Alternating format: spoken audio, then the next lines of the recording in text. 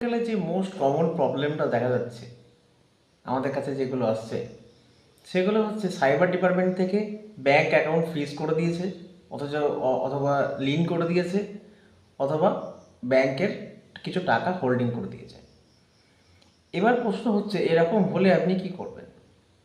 প্রথমেই আপনি নিকটবর্তী সাইবার যে থানা আছে আপনার, সেই সাইবার থানার সঙ্গে যোগাযোগ করুন এবং সেখানে দেখুন যে আপনার কিসের জন্য আপনার অ্যাকাউন্টটার সাথে এই হোল্ডিং বা লিন বা যাই বলুন সেগুলো হয়েছে। সাইবার থানা আপনাকে যথাযথ সাহায্য করবে।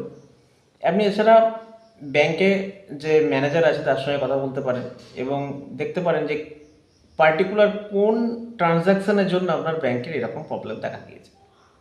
এছাড়াও আপনি কি করতে পারেন, আপনি যেখানে সাইবার ডিপার্টমেন্টের অফিসে যাবেন সেখান থেকে আপনাকে বলা হবে যে কোন থানা থেকে, কোন সাইবার থানা থেকে এই প্রবলেম হয়েছে, কোন জুরিসডিকশন থেকে এই প্রবলেম হয়েছে।